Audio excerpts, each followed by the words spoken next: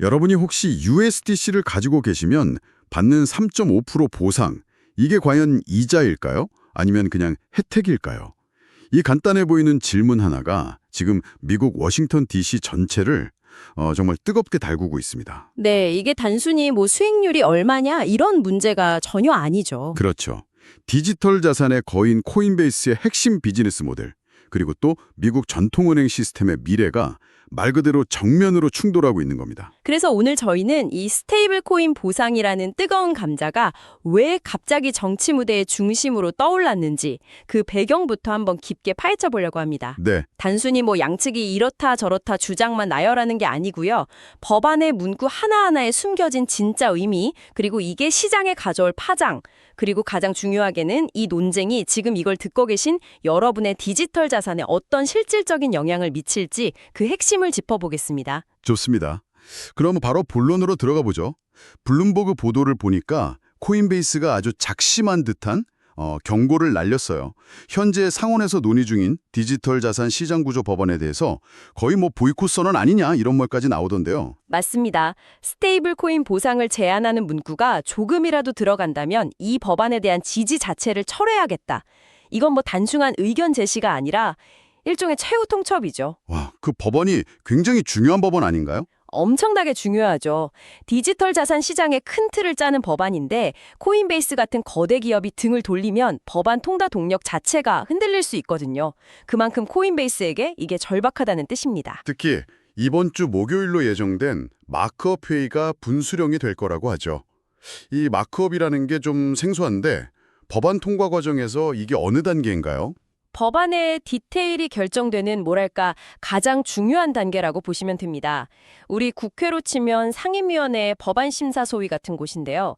법안 원문을 놓고 의원들이 모여서 단어 하나, 문장 하나를 수정하고 추가하거나 삭제하는 단계입니다. 아, 거의 여기서 내용이 다 정해지는 거군요.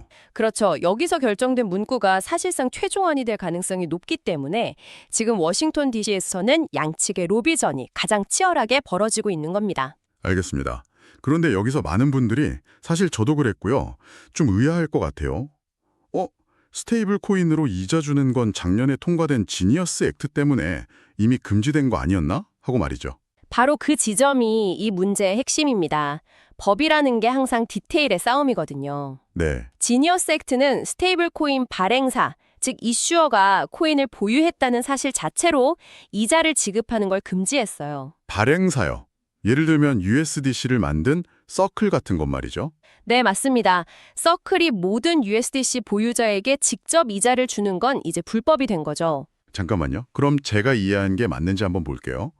발행사인 서클이 직접 주는 이자는 안 되는데 거래소인 코인베이스가 주는 보상은 괜찮다는 건가요? 정확히 그 회색지대를 파고든 겁니다. 아, 이걸 제가 쉽게 비유를 하나 들어볼게요.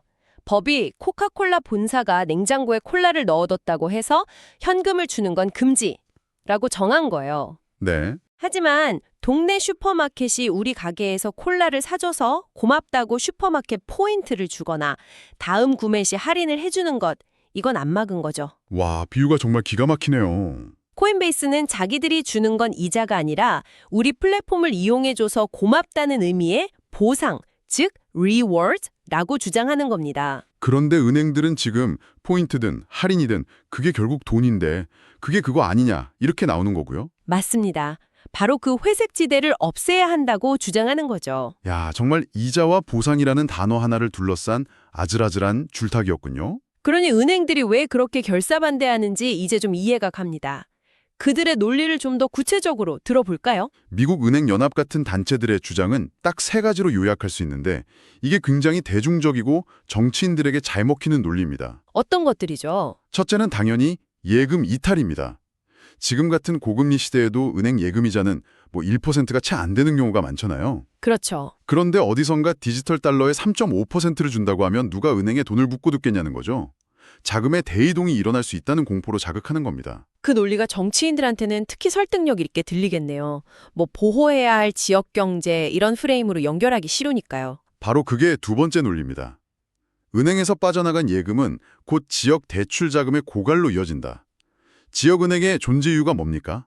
예금을 받아서 그 돈으로 동나 소상공인에게 사업자금을 빌려주고 농부에게 농사자금을, 평범한 가정에 주택담보대출을 해주는 건데 그 근간이 흔들린다. 네, 이건 단순히 금융기관 간의 밥그릇 싸움이 아니라 지역 경제의 붕괴를 초래할 수 있는 심각한 문제라고 주장하는 거죠. 마지막 카드는 아마 안전이겠군요. 금융권이 늘 내세우는 논리잖아요. 맞습니다. 결정적으로 스테이블 코인은 FDIC, 즉 연방예금보험공사의 보호를 받지 못한다는 점을 강조합니다. 아, 예금자 보호. 네, 은행 예금은 최악의 경우 은행이 망해도 정부가 보장해주지만 스테이블 코인은 발행사가 무너지면 휴지 조각이 될 수 있다는 소비자 위험을 계속해서 부각시키는 전략입니다. 예금 이탈, 지역 경제 붕괴, 소비자 위험. 와, 정말 강력한 삼각편대네요. 그렇죠. 특히 지역 경제와 소비자 보호라는 말에 정치인들이 약할 수밖에 없으니까요. 그럼 이런 논리에 코인베이스는 어떻게 맞서고 있나요? 단순히 혁신을 외치는 것만으로는 부족할 텐데요. 코인베이스도 이 싸움의 본질을 잘 알고 있습니다. 그래서 프레임 자체를 다르게 가져가요.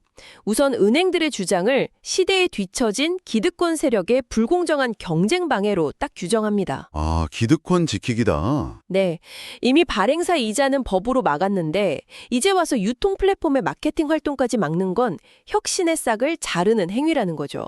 디지털 금융이라는 새로운 운동장에서 경쟁할 자신이 없으니까 아예 경기장 문을 닫으려 한다 이런 논리입니다. 거기서 한 발 더 나아가더라고요.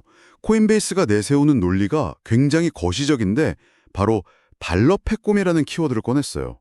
이건 미국 정치인이라면 누구도 무시할 수 없는 거잖아요. 이 부분이 정말 흥미로운 지점입니다. 이 싸움은 코인베이스와 은행의 싸움이 아니라 미국의 국익이 걸린 문제다라고 판을 치우는 전략이죠. 어떤 논리죠? 논리는 이렇습니다.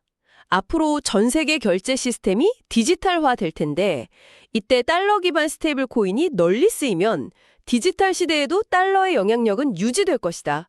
그런데 미국이 스스로 법을 만들어서 스테이블 코인의 매력, 즉 사용자 혜택을 없애버리면 누가 미국 스테이블 코인을 쓰겠는가? 아, 결국 다른 나라의 디지털 화폐의 주도권을 뺏길 거다. 바로 그 주장입니다. 와, 이건 정말 우리 회사를 도와달라가 아니라 미국의 미래를 위해 우리를 막지 말라는 차원의 이야기네요. 그렇죠.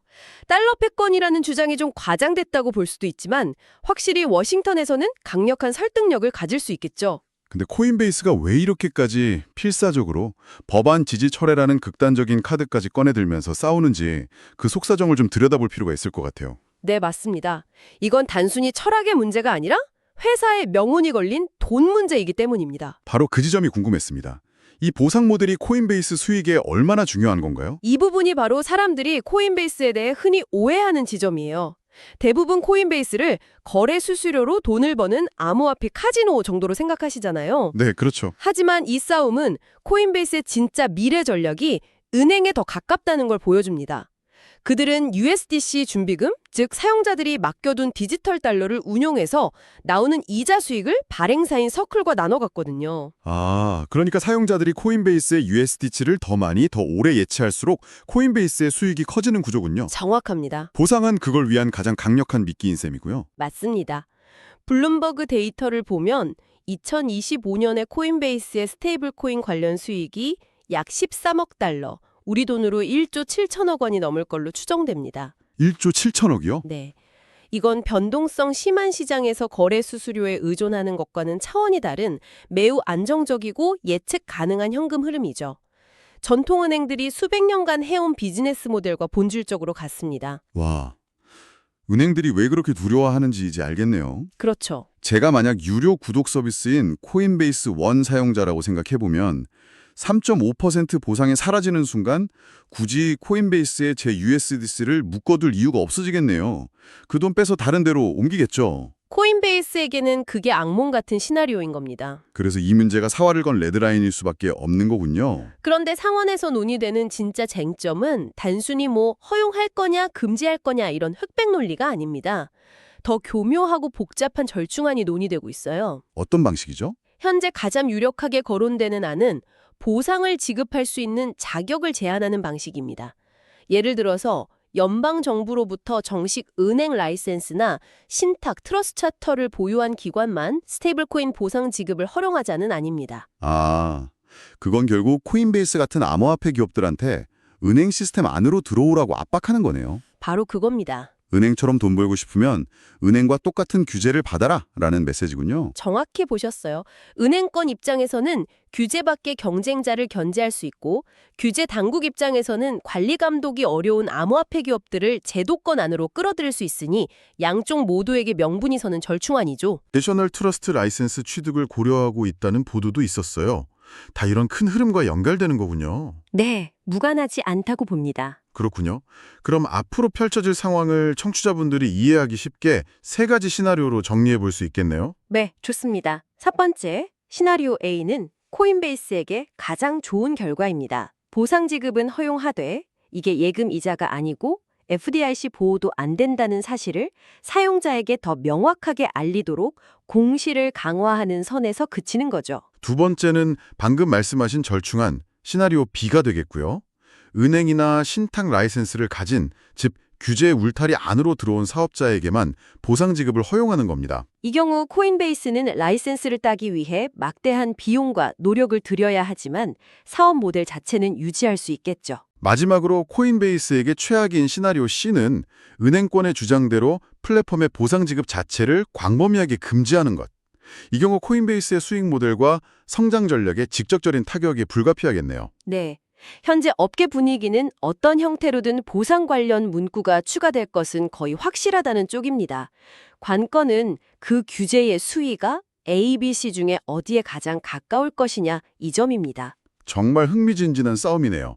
결과에 따라 미국의 디지털 자산 시장 판도 자체가 바뀔 수 있겠습니다. 여기서 마지막으로 생각해 볼 거리가 하나 더 있습니다. 어떤 거죠? 이 규제가 과연 의도대로 작동할 것인가 하는 근본적인 질문이죠. 결제 솔루션 기업 스트라이프의 한 인사가 남긴 코멘트가 아주 인상적인데요. 그는 어떤 식으로 법을 만들든 앱은 사용자를 보상할 방법을 결국 찾아낼 것이라고 말했습니다. 아, 그건 무슨 뜻이죠? 법으로 막아도 결국 다 빠져나갈 구멍이 있다는 건가요? 일종의 두더지 잡기 게임이 될 거라는 예측입니다. 두더지 잡기요? 네. 만약 법으로 보상이라는 단어를 사용한 직접적인 금전 지급을 금지한다고 가정해보죠. 그럼 기업들은 아마 플랫폼 거래 수수료를 대폭 할인해 주거나 플랫폼 내에서만 쓸 수 있는 포인트를 주거나. 아, 다른 유료 서비스를 이용할 수 있는 크레딧을 주는 방식도 있겠네요. 그렇죠. 이름과 형태만 바뀔 뿐 사용자에게 경제적 이익을 준다는 본질은 같다는 겁니다. 듣고 보니 그렇네요. 보상의 형태는 얼마든지 창의적으로 만들어낼 수 있으니까요. 규제가 기술의 변화 속도를 따라잡지 못하는 전형적인 사례가 될 수도 있겠어요. 결국 이 싸움은 단순히 보상이라는 단어의 허용 여부를 넘어섭니다. 과연 낡은 규제의 틀이 혁신적인 디지털 상품의 설계를 어디까지 통제할 수 있고 또 통제해야 하는지에 대한 더 큰 질문으로 이어지는 거죠. 이번 주 상원의 결정이 단순히 코인베이스의 주가에 영향을 미치는 것을 넘어 미국 전체의 스테이블 코인 유통 모델의 미래, 더 나아가 디지털 금융의 미래를 결정짓는 중요한 분수령이 될 수 있는 이유입니다. 시청해 주셔서 감사합니다.